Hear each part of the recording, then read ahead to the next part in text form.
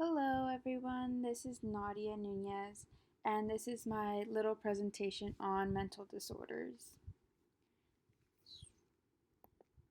So, first off, here we have what is mental illness? Well, my definition of mental illness. So, to me, it just means something that was an onset of being mentally unstable. Well, at least that's what I thought before I read up on it a bit more. Here I also included some of the examples that just came to mind whenever I thought of mental illness. For example, I always thought of schizophrenia, anxiety, depression, and little did I know that a lot falls under this umbrella of mental illness, including such things as ADHD or post traumatic stress, and so many other things that I learned from reading just upon this assignments that we had scheduled. Um, Whenever I thought of mental illness, I always thought of someone just falling into deep stages of being sad or doing something that was out of the norms. And to me, I mean, my perspective on norms are different than everyone else's, but it was just a normal human being that you just see walking down the street, which I definitely know by now that that's completely false. Um, Someone that's just normally walking down the street can definitely have mental disorders that we just can't see right off the bat. But yeah, that's what mental illness brought into my mind when I thought of the definition of it. Now, limitations. So, with my definition of mental illnesses or mental disorders, limitations are very, very wide. A big, huge, broad aspect. So, having a mental illness doesn't automatically define one of being sad all the time, like I thought it was. I always just pictured of depression and that being a big, huge onset of mental illnesses, and therefore, someone who's depressed usually shows sadness. Um, but such things as, for example, my picture, ADHD, someone who has ADHD does not always show um, sadness, or someone who has something such as ADD, they are mostly energetic, up and running, and therefore there's that. And then the norm that I explained is not the same as everyone else's norm. For example, in the video, No One is Normal, they explained how many different things um, that I personally, while I was listening to the video, thought that were just like, this is definitely not within my norms.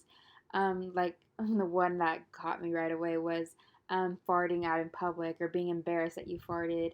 That definitely I would just think is not normal, because I would just think like, okay, do that in your own time. But just something like that is normal to other people, and to me, it's probably out of the ordinary. But that being is, it's just an example that everyone doesn't have the same norms, and those definitely vary. Next up, characteristics of mental disorders. So for this one, I was actually at work and I wanted to go ahead and get characteristics that other people, obviously society, have on these disorders. So I went ahead and asked around, and a couple of people gave me sadness. They would think of someone who was having hallucinations as a mental disorder, bad hygiene, such as they spoke about a lot of like homeless people, how a lot of those individuals have to deal with mental disorders.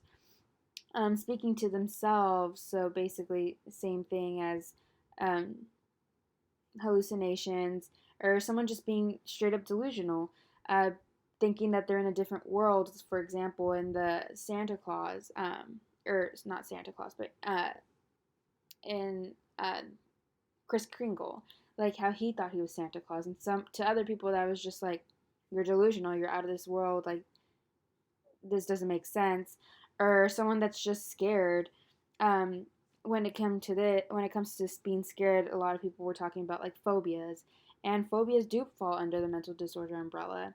And that's why I have my little picture here, is just different signs and symptoms of people that have mental disorders and what they go through. This is factors of mental disorders and more. So this one's depressed. One of the things that I had seen in our reading is saying depressive symptoms are also influenced by social culture factors. So when it comes to factors of being having a mental disorder, I think a lot of it derives from different things. So, for example, for depression, a lot of it becomes a social aspect of things. Um, and in the second bullet, it talks about how it's some errant heredity factors or chemical imbalance is responsible for a dysfunctional in the brain, which produces sick mind seems now to be beyond dispute and thus practically impossible to refute. That was also in our reading. And with that being, I just think every mental disorder, depending on the disorder, has a different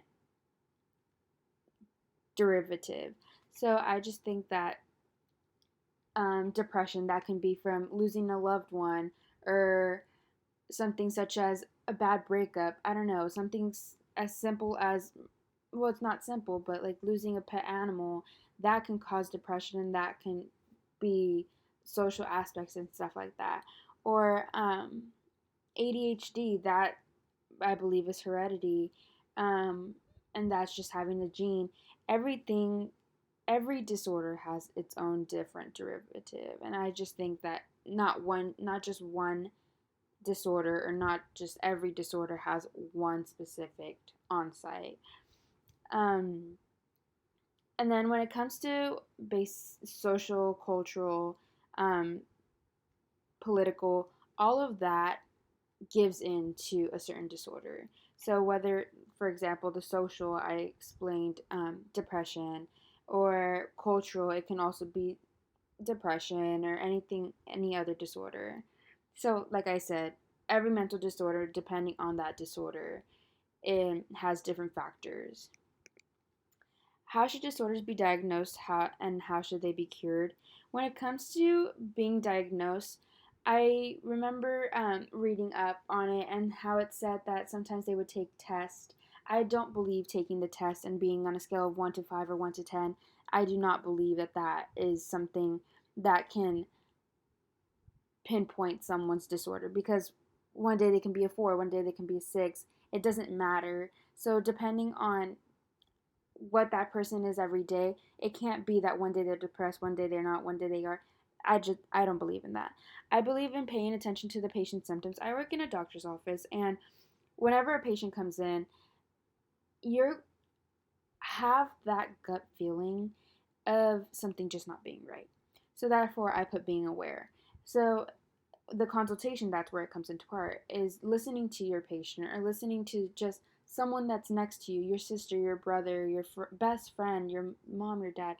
Everyone can be having some difficulties in their life, and just by you listening to them, you should be able to have that gut feeling of something's not right. And having them go to a doctor or having them go to a specialist, even though they might not want to, I think something like that is what allows this person to be diagnosed and therefore get some help, because in the end they do need some help. Um, when it comes to how it could be cured, everyone has their different ways of being able to have something clear up, whether it be therapy, group therapy, medication in some aspects. Like I know how ADHD and ADD have different medications that help them with those symptoms, or whether it be, I just found out about water therapy. Something like that can help someone with stress and anxiety. So everything honestly can just have different cures. And I do believe that whether it be exercising, whether it be speaking to someone one on one, or whether it be in a group of people that have been through what you've been through, I believe that everyone has their cure, whether it be short term or long term. I believe it can be resolved in the end with some help. And these are my references, and that is all I have. Thank you